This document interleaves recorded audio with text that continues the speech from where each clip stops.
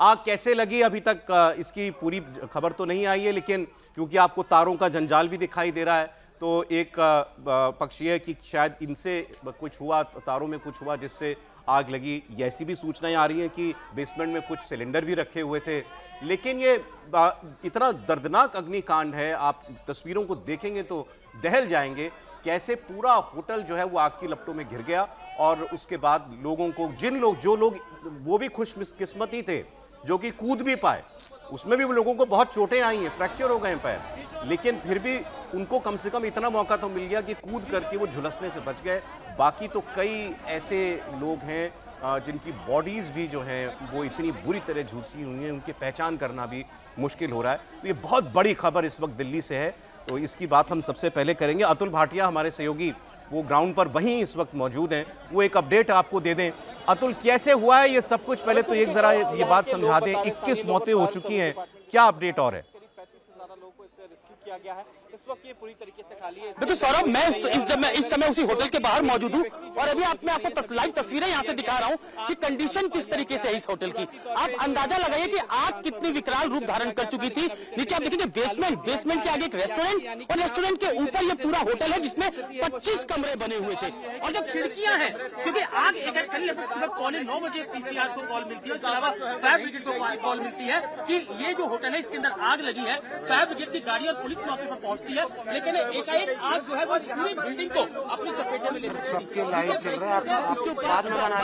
Restaurant था और ऊपर जो है वो 25 कमरे इस होटल के अंदर बने हुए थे, और आप देख सकते हैं पूरी बिल्डिंग जो है वो काली पड़ चुकी है। लोग खिड़कियों से कूद रहे थे। आसपास के लोगों ने यहाँ पर नीचे गद्दे बिछा दिए थे ताकि लोग अगर नीचे गिरते हैं तो उन गद्दों के ऊपर गिरे, उनको चोटें ना आए। लेकिन 21 लोग लेकिन आप देखिए कि 21 लोगों की मौत इस पूरे इंसिडेंट के अंदर हो चुकी है।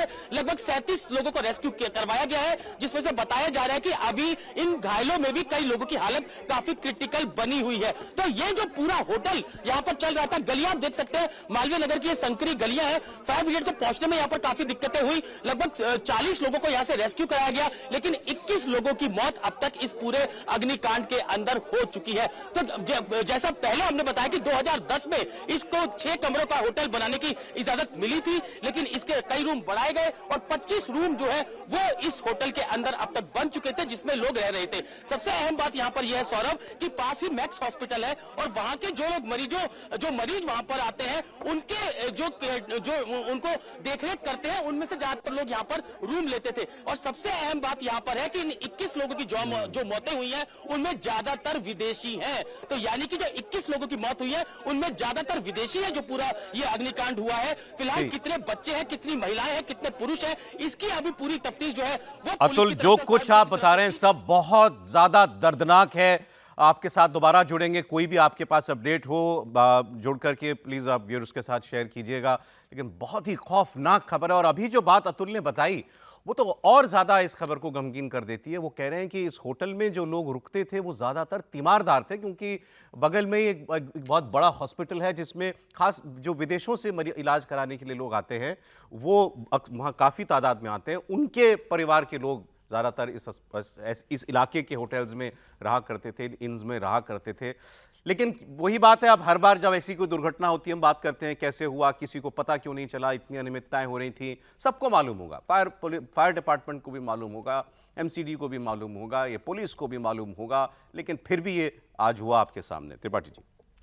सर, ये ऐसी खबरों पे ना कई बार चूँकि जब से ये खबर सुनी और देखी है मन स्थिति नहीं बनती है कि इस पर क्या बात करें। और आपने कहा ना कि सबको पता होगा, पता होना तो एक बात है, अभी ये सवाल पूछा जाएगा कि जिम्मेदार कौन है, जिम्मेदार कौन है, फिर अगले हादसे तक ये सवाल भी नहीं पूछा जाएगा। मतलब एक तो होता है कि उसका उत्तर मिलना, और कॉमनवेल्थ गेम्स के समय ये बना 6 से 21 कमरा हो गया, ये वाला थोड़ा सा मुझे बात करने लायक नहीं लगता है।